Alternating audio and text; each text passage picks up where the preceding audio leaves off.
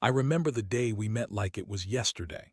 The way she smiled at me across that crowded coffee shop, her laughter breaking through the noise, was a moment I thought would last forever. Her name is Lisa, and we were married for 7 years. We built a life together, filled with dreams and aspirations. Yet somehow, I found myself standing at the edge of a precipice, questioning everything I thought I knew about love and trust. We lived in a modest apartment in the city, decorated with pictures from our travels and memories that once felt indelible. Lisa worked as a graphic designer and I was a freelance writer, often lost in my own world of words. As the years passed, I noticed subtle changes. The laughter that once filled our home began to fade, replaced by silence and distant conversations. I tried to brush it off as the mundane ebb and flow of married life, but deep down, something felt off. The first sign was her increasing preoccupation with her phone. She would often scroll through social media, and I would catch her giggling at something on the screen, her eyes sparkling in a way that felt unfamiliar. I tried to shake off the nagging feeling in my gut, convincing myself that I was being paranoid. But then came the late nights at work, the unexplained absences, the sudden need for girl time with friends I had never met. I started to feel like a ghost in my own home, invisible to the woman I once adored. One evening, I returned home early, intending to surprise her with dinner. The smell of something sweet wafted through the air, and I could hear her voice in the living room, animated and bright. I walked in, expecting to see her on the couch with a book or watching TV, but instead, she was on a video call with someone. I caught a glimpse of the screen, and my heart sank. A man with a rugged smile and a camera slung around his neck was on the other side. She laughed at something he said, and a chill ran down my spine. I tried to dismiss it as harmless, but the seed of doubt had been planted. I couldn't shake the feeling that something was brewing beneath the surface. Days turned into weeks and my suspicions grew.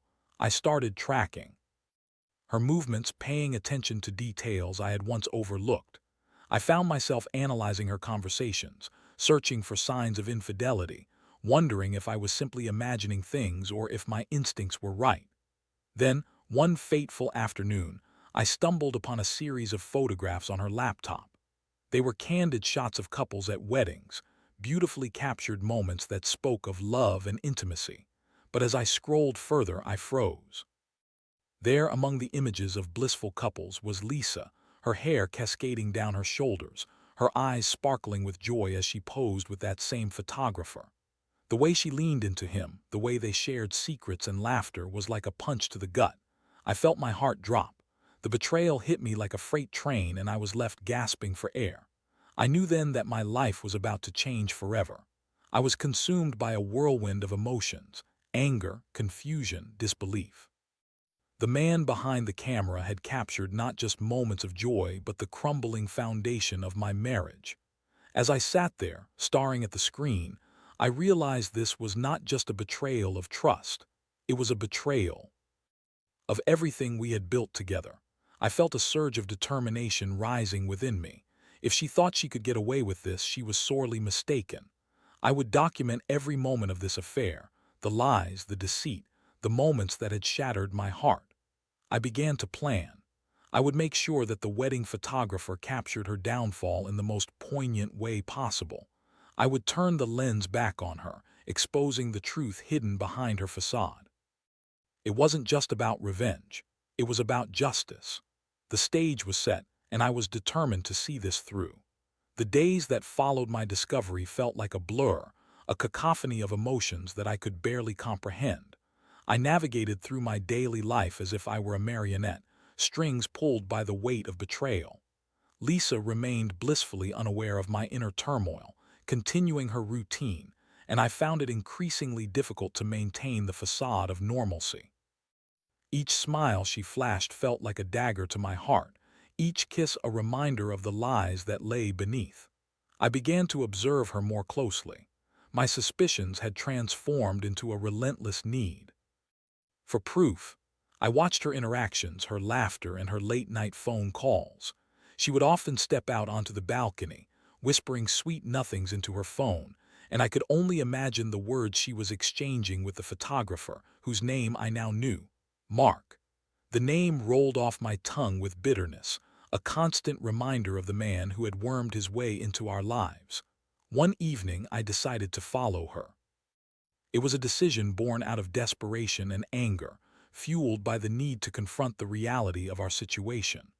I waited until she left for what she claimed was a girls' night out with friends. I slipped on my jacket and followed her, my heart racing with every step I took. The streets felt alive, the city bustling around me, but all I could focus on was the silhouette of my wife disappearing into the night. She drove to a quaint restaurant downtown, one I recognized as a popular spot for couples. I parked a few blocks away, my heart pounding in my chest as I watched her enter. I waited, a predator lurking in the shadows, my mind racing with thoughts of I might find. I could feel the weight of the camera in my bag, a tool that would soon become my weapon. After what felt like an eternity, the door swung open, and to my horror, Mark stepped out, his laughter echoing through the air. Lisa followed closely behind, her eyes sparkling in a way that made my stomach churn. They walked side by side, their chemistry palpable even from a distance. I took a few steps back, my heart racing as I captured the moment with my camera, the shutter clicking softly in the night. They strolled along the street, stopping occasionally to share intimate whispers and laughter. Each click of the shutter felt like a nail being driven into my heart. I documented every moment, the way she leaned in closer to him, the way her hand brushed against his arm. My hands trembled as I snapped photo after photo, each one a reminder of the betrayal I had uncovered. They eventually reached a nearby park, and my gut twisted as I watched them sit on a bench, the glow of the streetlights illuminating their faces. Mark leaned in closer, and I could see the way Lisa's smile widened, her laughter ringing out like a haunting melody. The pain in my chest intensified, but I pressed on, capturing the moment as if I were a witness to a crime.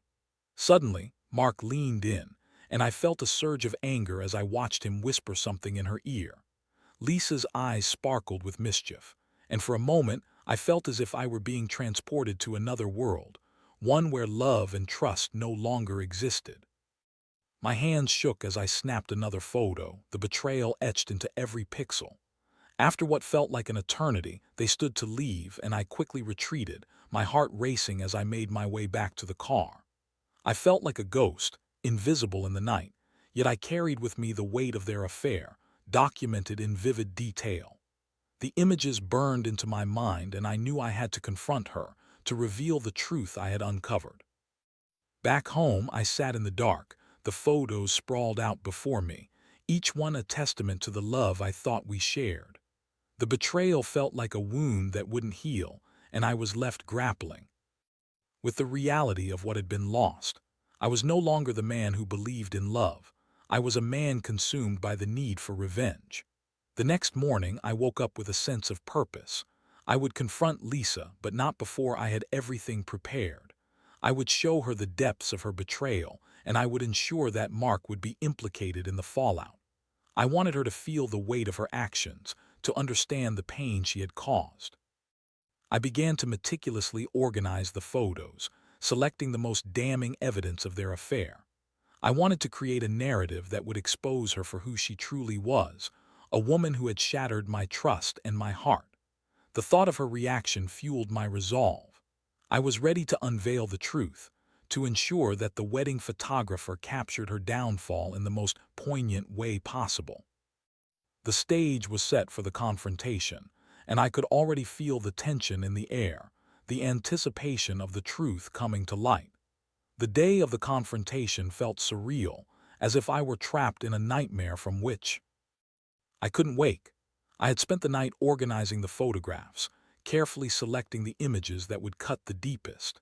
Each click of the camera had captured a moment of betrayal, a fragment of the love I thought we shared, and I was ready to wield them as my weapon.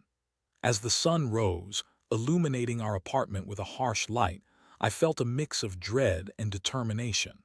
I knew I could no longer live with the burden of deceit hanging over my head. Lisa would come home that evening, blissfully unaware of the storm that awaited her. The thought of her casual demeanor filled me with rage.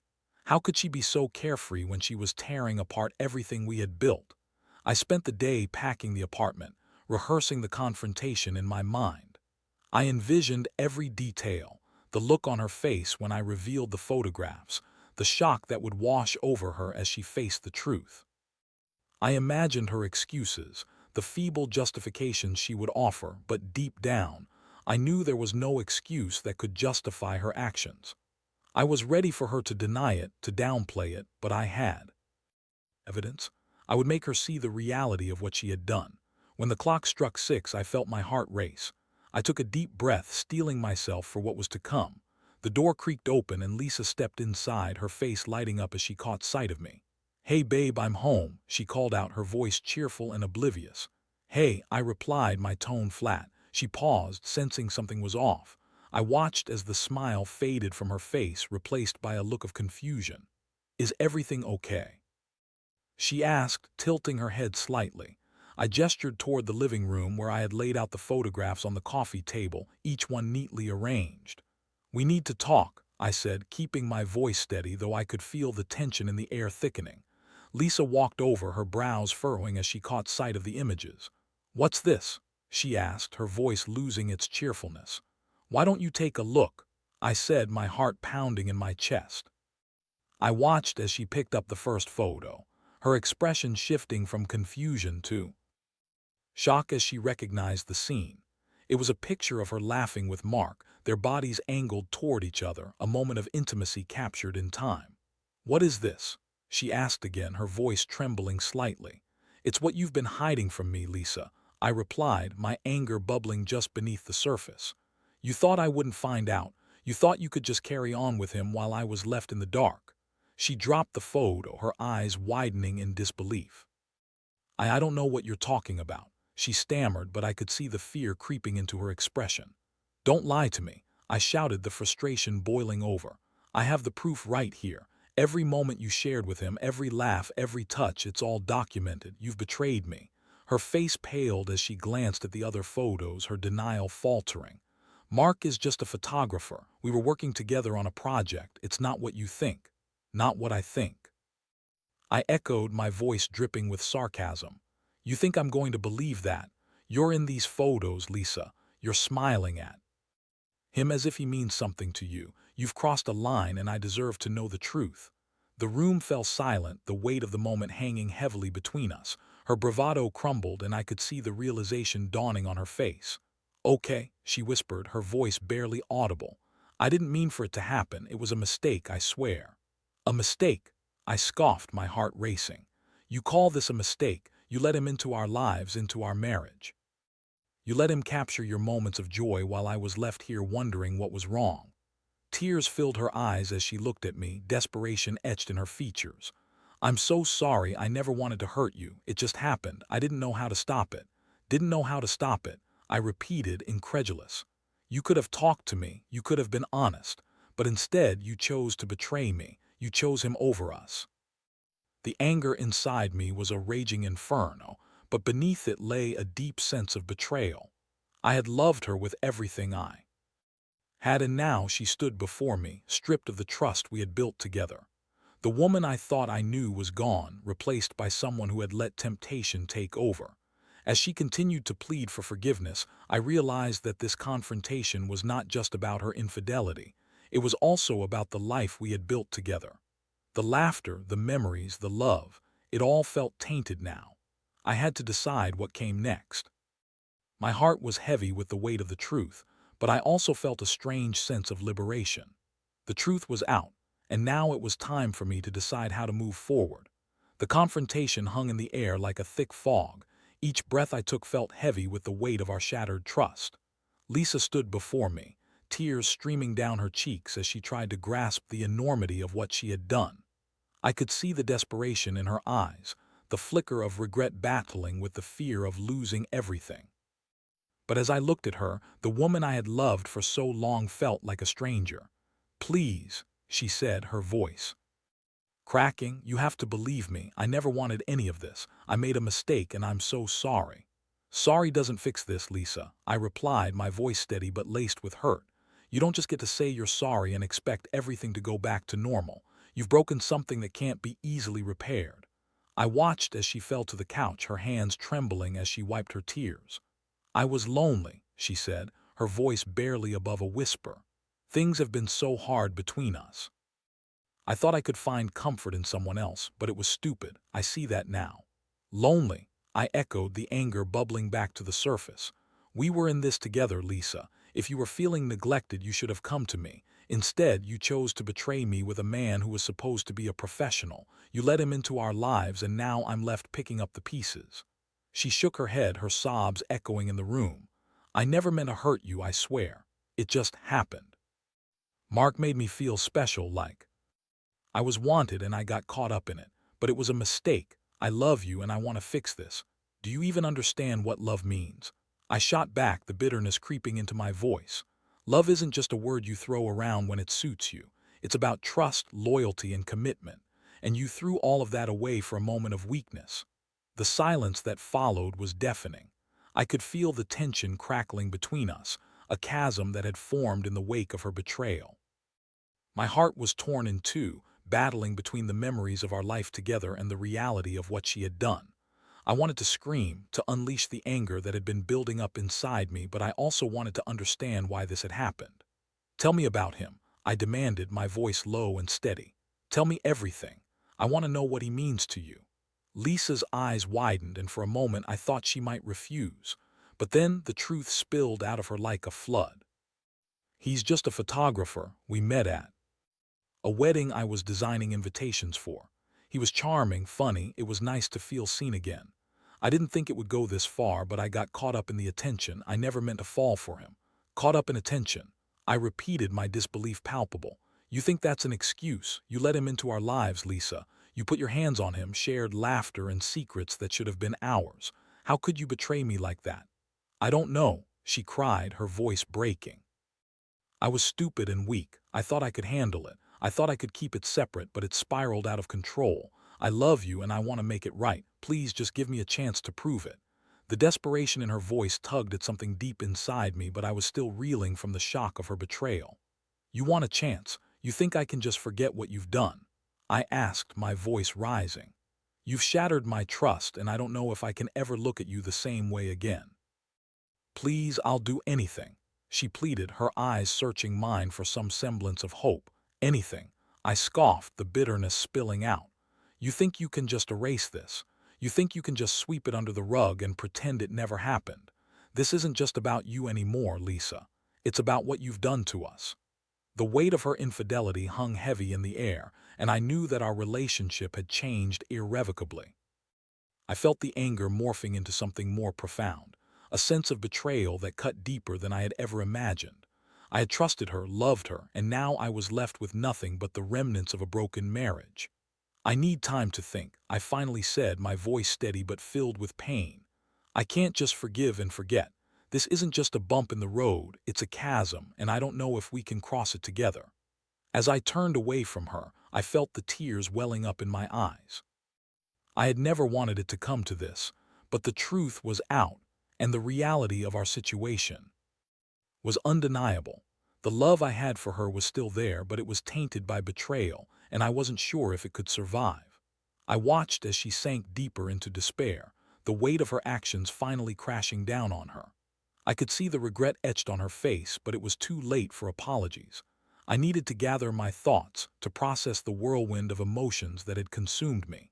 I needed to decide what my next steps would be, and how I would make her understand the gravity of her choices.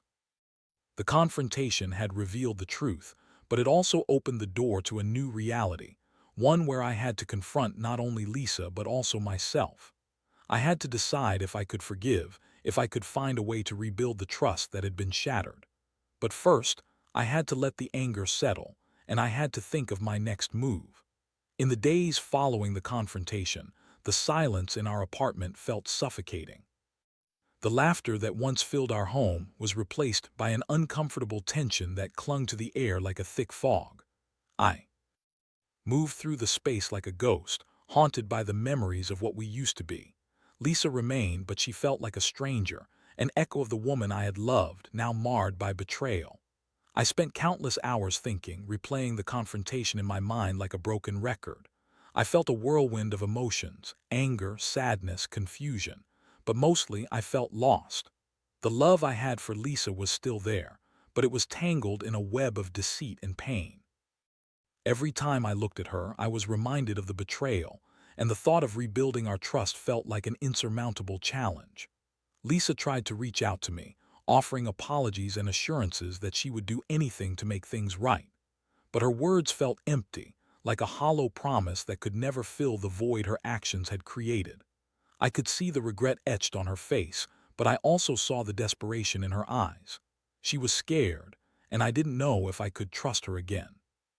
One evening, as I sat at the dining table, surrounded by the remnants of dinner, I felt the urge to confront the reality of our situation once more. I had spent too long letting the pain fester, and I needed to address the elephant in the room. I looked up to find Lisa standing in the doorway, her eyes filled with uncertainty. "Can we talk?" she asked, her voice barely above a whisper. I nodded, my heart racing. I wanted to hear what she had to say, but I also needed to guard my heart. "What do you want to say?" I asked, trying to keep my tone neutral. "I know I messed up," she began, her voice trembling. "I've spent every moment since our fight thinking about what I did. I don't want to lose you, and I want to make this right, but I know I have to earn your trust back." I leaned back in my chair, crossing my arms.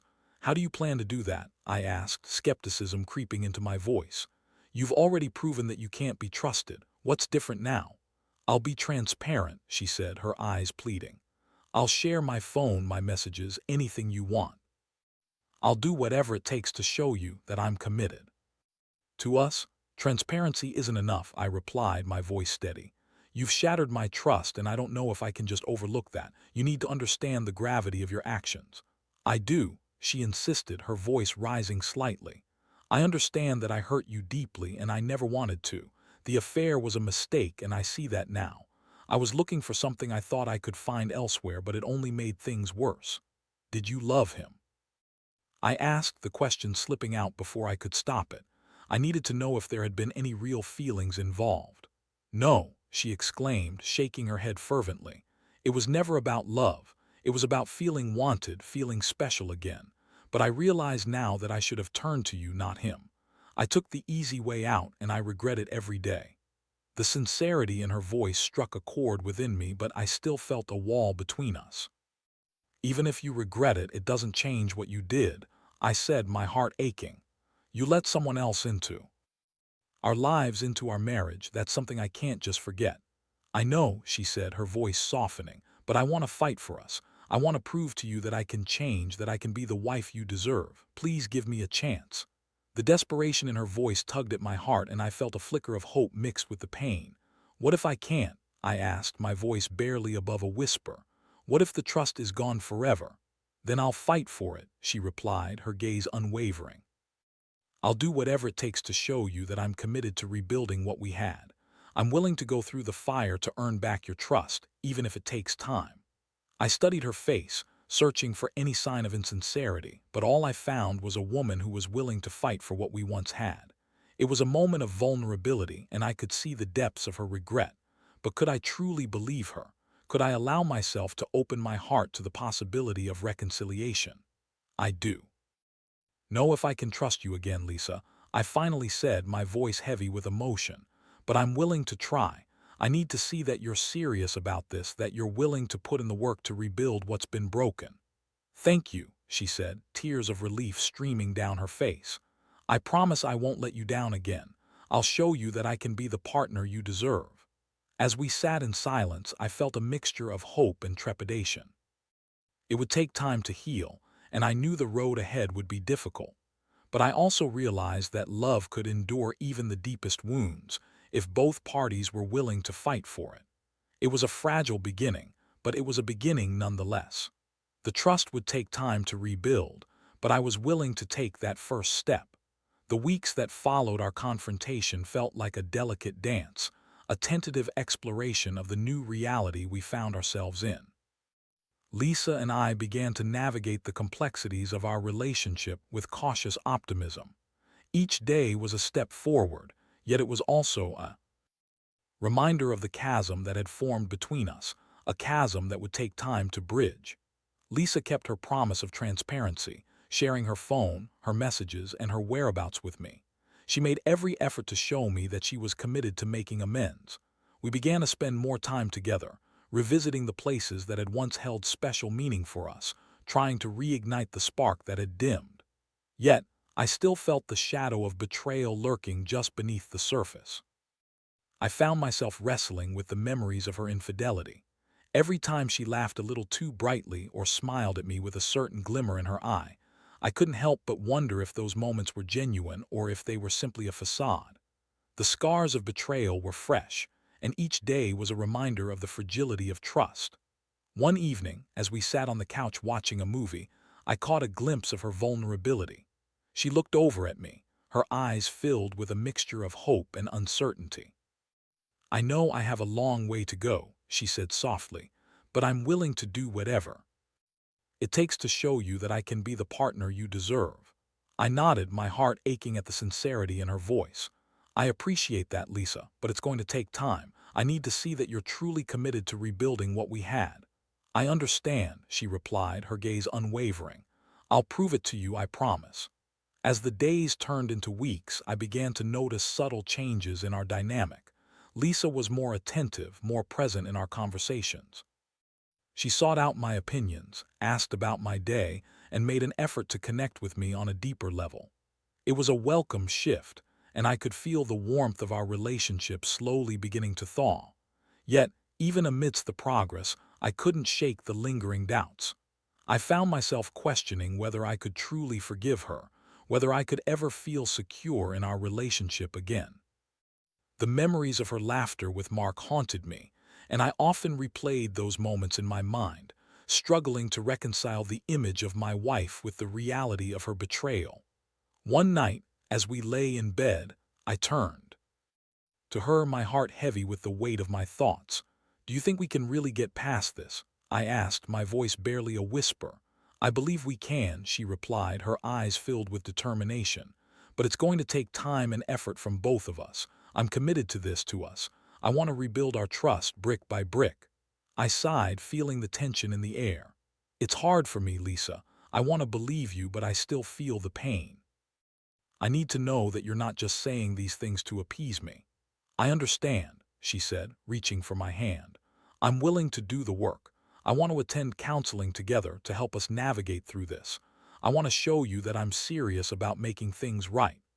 Counseling was a new step for us, and I was hesitant at first. But as we began to explore our feelings in a safe environment, I found myself opening up in ways I hadn't anticipated. The therapist guided us through discussions about trust, communication, and the importance of vulnerability in a relationship. It was uncomfortable at times, but it also felt necessary. As we continued the sessions, I began to see glimpses of the woman I had fallen in love with, the woman who had once filled my life with joy and laughter. Lisa was willing to confront her mistakes, to accept responsibility for her actions, and to work toward healing. Each session felt like a step forward, a small brick added to the foundation we were trying to rebuild. Months passed, and while the scars of betrayal remained, I found myself slowly learning to trust her again. We began to create new memories, to laugh together, and to rediscover the intimacy that had been lost. It was a long and arduous journey, but I could see the effort we were both putting in. One evening, as we sat on the balcony watching the sunset, I turned to her, my heart full. "I never thought we'd get here," I admitted. "It hasn't been easy, but I can see that we're making progress." Lisa smiled, her eyes sparkling in the fading light.